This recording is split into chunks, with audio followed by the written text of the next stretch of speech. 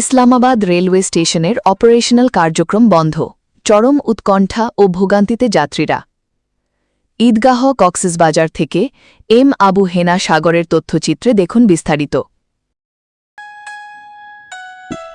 সবার আগে সঠিক খবর পেতে ফেসবুকে সারা বাংলা সংবাদ পেজটি লাইক ও ফলো দিয়ে এবং ইউটিউবে সারা বাংলা সংবাদ চ্যানেলটি সাবস্ক্রাইব করে সাথেই থাকুন।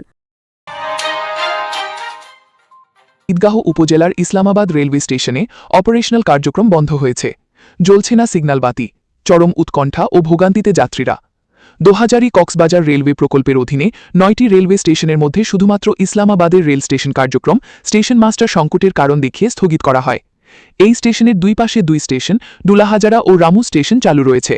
এতে বৃহত্তর জনসেবামূলক একটি গুরুত্বপূর্ণ সড়কে যাত্রী সেবা চরমভাবে ব্যাহত হচ্ছে।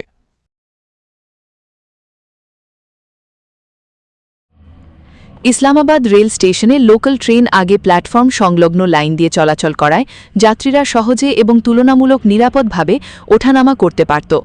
কিন্তু বর্তমানে ট্রেন মাঝের কিংবা মেইন লাইন দিয়ে চলাচল করায় নারী, শিশু, বৃদ্ধ, অসুস্থ রোগী সহ মালামাল বহনকারী যাত্রীরা চরম ঝুঁকি নিয়ে উঁচু প্ল্যাটফর্ম থেকে নেমে মাঝখানে গিয়ে ট্রেনে ওঠানামা করতে বাধ্য হচ্ছেন। এটি যাত্রী নিরাপত্তার জন্য একটি বড় সমস্যা। এসব বিষয় ছবি ও ভিডিও সহ সামাজিক যোগাযোগ মাধ্যমে ছড়িয়ে পড়েছে।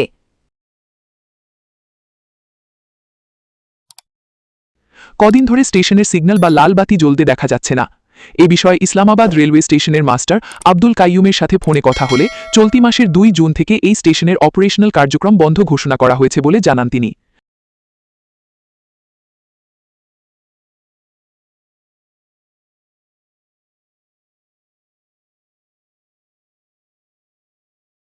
নিউজ ডেস্ক, সারা বাংলা সংবাদ, ঢাকা।